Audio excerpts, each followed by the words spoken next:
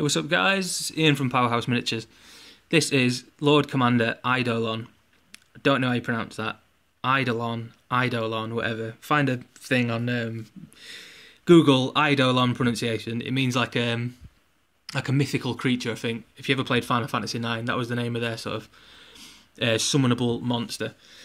So it's the Emperor's Children Legion. Really cool. The guy's got some special rules in the Horus Heresy books.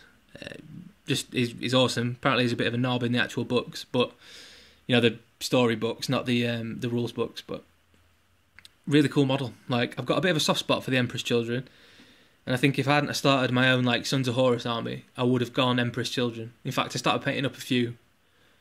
I did 2 Praetors and some Cacophony models. Well, I forget when it was, months ago now. I ended up putting them on eBay just because I needed the money at the time. But this guy, who's a commission, he'll find his way over to Germany in a few days' time. I'm going to send him out, so it'd be a bit of a shame, really, because I think the model's awesome. The base looks like a ruined, I'm not sure what it is, it's like a Titan or something, like the hip part. You can see some of the feet around the boot. A stray Terminator. Yeah, you can see like some of the feet parts around the back. If I just turn it around without knocking a Terminator off. Just around here, there's some bits I'm sure I recognise, but I don't know necessarily where they came from. So, with Salute coming up, and with Warhammer Fest coming up in May, I've been practising doing like one-off models and trying to really up my game, doing like one-off miniatures and stuff. I'm still not quite there, if I'm honest. There's still some things I'm not happy with, but I don't know if you'll ever be happy. I think perfection is not attainable, if you know what I mean. It's just something to aim for, like being truly objective in media, or trying to just nudge the camera there. Sorry. Yeah, I don't know. It's one of those things that's just, it's like infinity in maths. It projects the plane by which mathematics is possible, but it's not attainable or understandable. It's in and of itself, if that makes any sense. Like, I think to be perfect, like to win a golden demon, or to be some bohun motherfucker, who's just painting all the time, like, it's unbelievable. I don't know what that is. That's a complete combination of that guy and of his experiences and his life and everything. It's not just about his painting, which is interesting for me, because I suppose I'm a thoughtful man. Anyway, the reflection lines and the lights that I've tried to go for, I'm going to point out in a minute. I've got one of these. It's like a dentist tool, I think, like one of those little bits. I use them for sculpting and stuff. So just round the very centre of the leg. Again, I know I'm going to photograph the model from the front, so it's roughly this angle there, where you can mostly see almost like a side view of the gun. You see a bit of the cape, the face from head on, the arm, and then both the legs.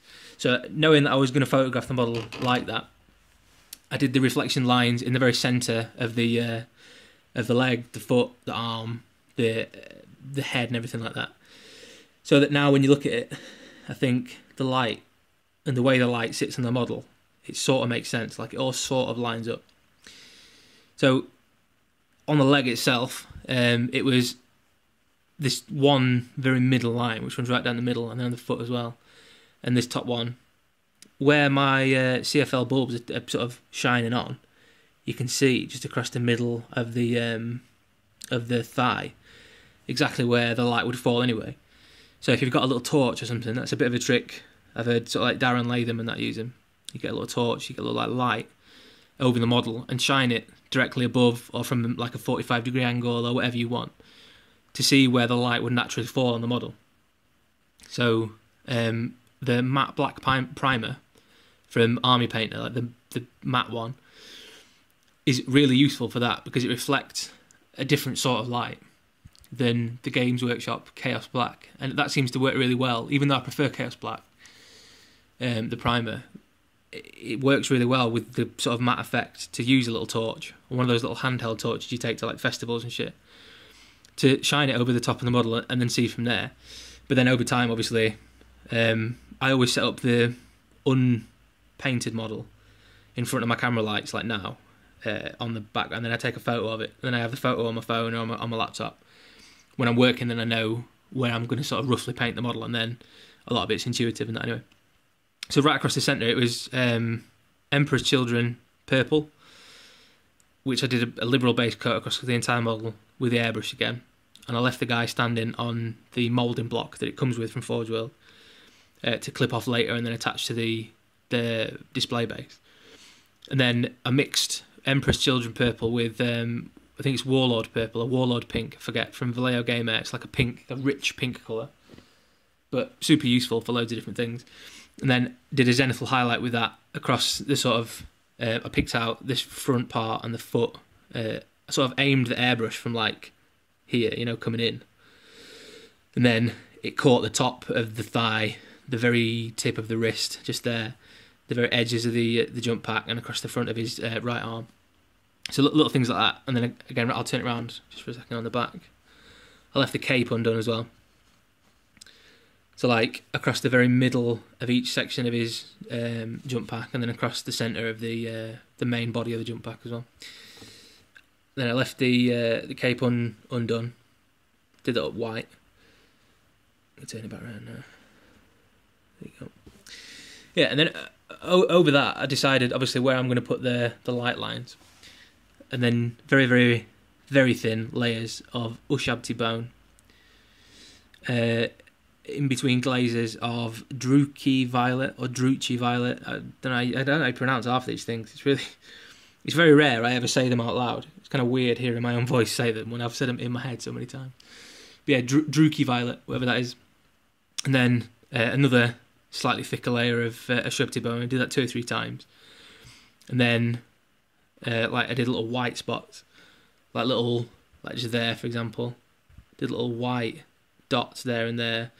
Little white dots here and there as well, like where the most light would be, sort of thing. Oops.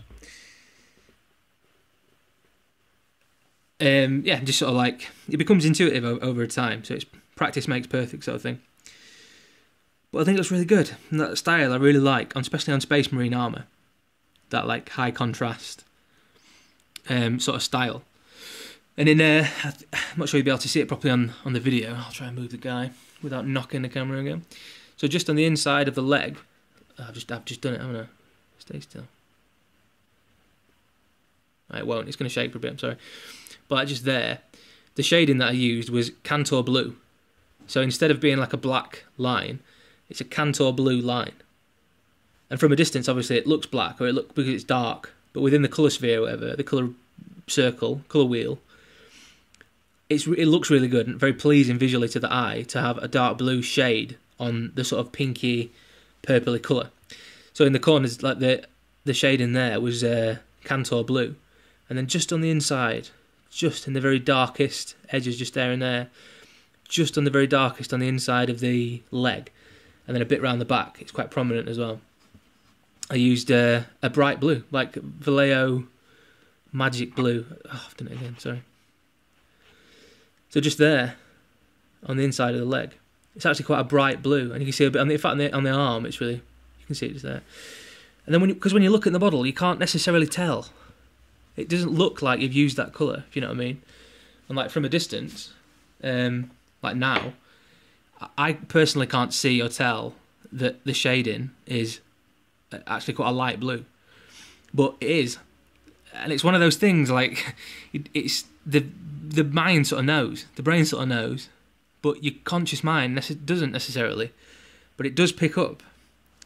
You do realise, which is really strange, but it's pleasing, and it's those little things, odd little tricks like that they just it gives it something else.